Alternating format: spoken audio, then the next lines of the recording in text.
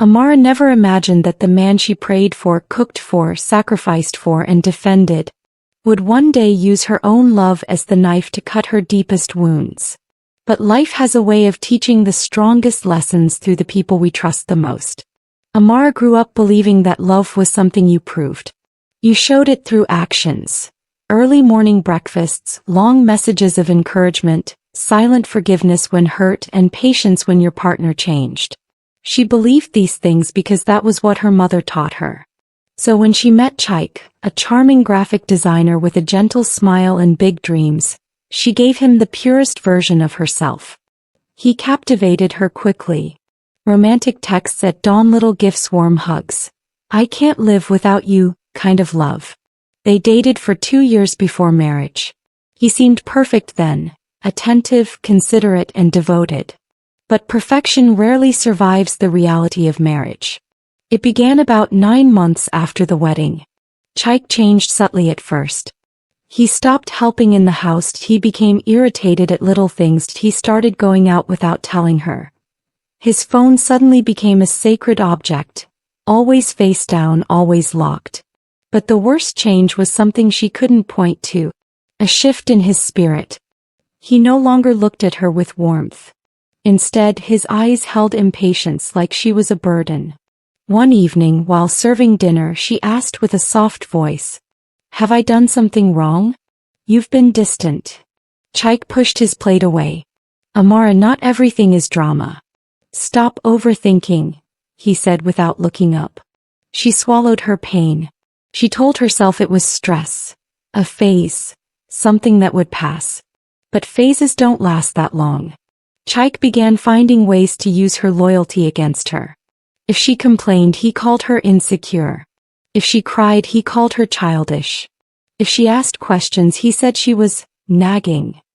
He twisted her love until it became a weapon to silence her. Amara was carrying 80% of the marriage's weight. She paid most bills. She cooked. She cleaned. She bought groceries. She supported his business financially. She was emotionally available at all times. But Chaik contributed the bare minimum and demanded the maximum respect. Till she stayed. Because she believed marriages go through storms. Because she believed things would change. Because she loved him too much. The truth came unexpectedly. Amara had been saving for months to plan a surprise birthday trip. She wanted to rekindle their love, to remind him of what they used to be. She opened his email to find his passport number. Her heart stopped. There was a hotel reservation, 2 guests, 3 nights, a private suite. The booking was for the next weekend. Her hands trembled as she scrolled. Then she saw a familiar name. Her friend. A woman who pretended to love her. A woman who ate her jollof rice in their living room. A woman who hugged her and said, "Your husband is such a good man." The betrayal hit her like a slap. Her entire world collapsed in that instant. He felt the room spinning. Her breath grew shallow. She fell to her knees, the laptop slipping from her hands. Amara cried. Not the soft tears of disappointment, but the soul-deep cries of a woman who realizes the man she built her life around was never hers. When Chaik came home late that night smelling of expensive perfume, she was waiting. "Chaik," she whispered. Her voice was shaking. "I saw the booking." He didn't panic. He didn't deny it. He didn't even appear ashamed. He simply rolled his eyes. "And so? Why are you checking my emails?" Amara's legs weakened. "You're cheating with my friend." Chaik laughed. A cruel, heartless laugh that froze her blood. "Amara, if you were enough, do you think I'd need someone else?" That sentence shattered something inside her permanently. He walked past her and went to the bedroom, humming as if he hadn't just stabbed her heart. That night, Amara cried until her eyes swelled shut. By dawn, Amara made a decision. She packed her clothes quietly. She took her documents, her ATM cards, and her dignity. She placed her wedding ring on the table next to a small note. "I loved you, but I won't die here." When Chaik woke up, she was gone.